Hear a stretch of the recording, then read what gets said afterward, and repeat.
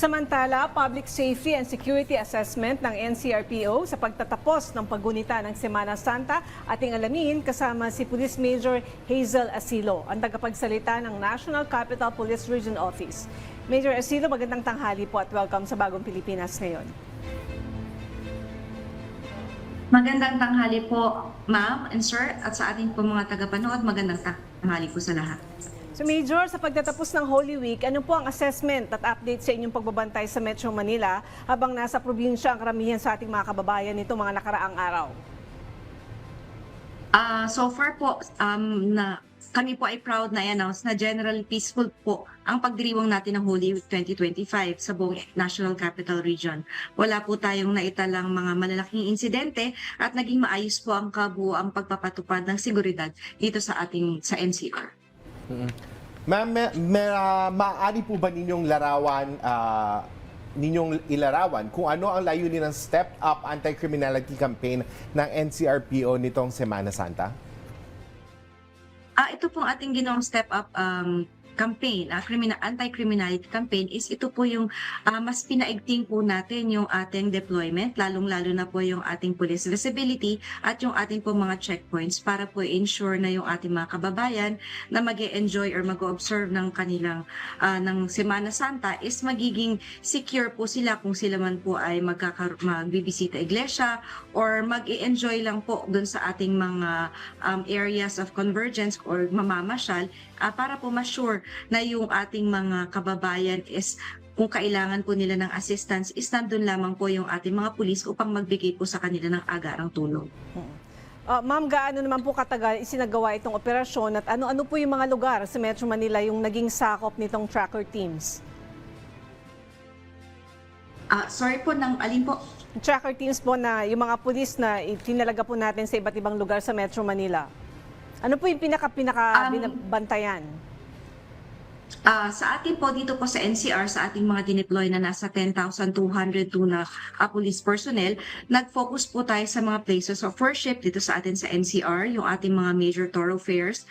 Ganon din po yung mga transport hubs at terminals natin na talaga namang dinagsa ng ating mga kababayan na lumabas at saka po mga dumagsa rin po papunta dito sa NCR. Ganon din po sa ibang commercial areas na pinuntahan po ng ating mga kababayan. So far po yung ating mga police assistance desk po na ipinakalat din po sa iba't ibang lugar po dito sa mga places of convergence natin is naging helpful naman po dun sa ating mga kababayan, lalong-lalo na po yung mga nanghihingi po agad ng agarang tulong, lalo po yung mga nagkakawalaan or yung mga nanghihingi lamang po ng direksyon.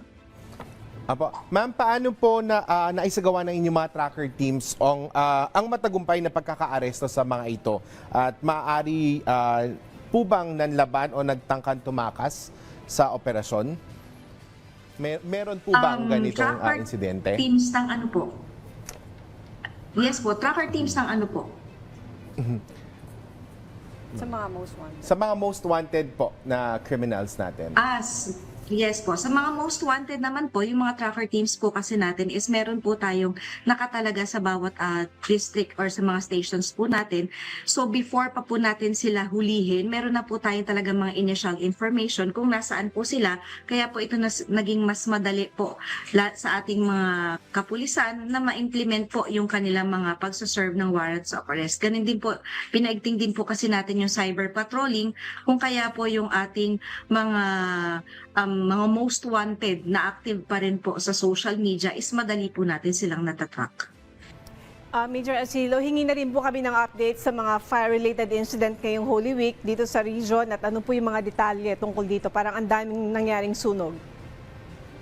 Yes po, may mga sunog po tayo na although hindi naman po talaga nakafocus siya sa PNP, is meron po tayong coordination dito sa atin sa Bureau of Fire Protection kung saan po once na nandun na po sila, kami naman po ang nagsisecure, lalo na po doon sa ating mga kababayan na nag-i-ensure na yung kanilang mga gamit is hindi sila masasalisihan ng pagnanakaw. Kasi syempre, yung ating mga kababayan is nakatutok sila sa kanilang security.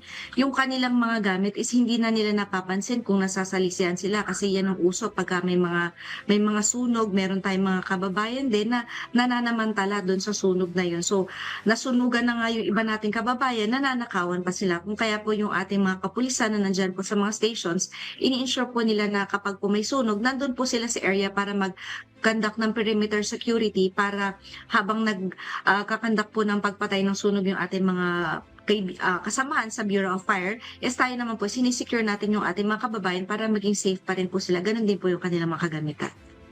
Major Arcilo, hanggang kahapon lang po ba ang inyong security operations para sa Semana Santa at deployment para sa mga pabalik ng Metro Manila o nagpapatuloy po ito sa mga oras na ito?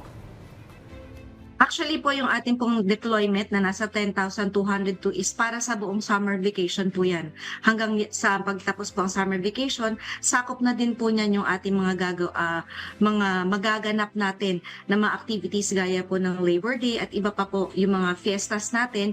Kasama po yan sa isi-secure natin ngayong buong summer vacation. So yung pong ating mga i-deploy na personnel, yung sinabi ko pong bilang na nasa 10,000, sila rin po ang magsisecure sa atin hanggang sa matapos po ang ating summer vacation. Major, huli na lang po. Mensahe nyo na lang po at paalala sa ating mga kababayan mula sa inyo dyan sa NCRPO, lalo na't ngayon ay bakasyon, so maraming mga magsisipag-alisan ng kanilang mga lugar. Opo, unang-una po ngayon pong nagtapos na ang Semana Santa, kami po sa NCRPO ay nagpapasalamat sa bawat isa sa ating mga kababayan dahil po sa kanilang pakikiisa, naging maayos po at matahimik at ligtas ang buong pagdiriwang po. Sa ating po mga kababayan na magbabalik pa lang po dito sa NCR, sana po maging safe yung inyong paglalakbay. Ganun din po ang aming panawagan sa ating mga kababayan is panatilihin po natin ligtas ang ating mga sarili. Lagi po tayong maging aware sa ating kapaligiran at atin pong tandaan na sa tulong ng bawat isa, maipakikita po natin na magiging posible ang isang ligtas NCRP. Maraming salamat po sa inyong oras, Police Major Hazel Asilo, ang tagapagsalita ng NCRPO. Salamat po.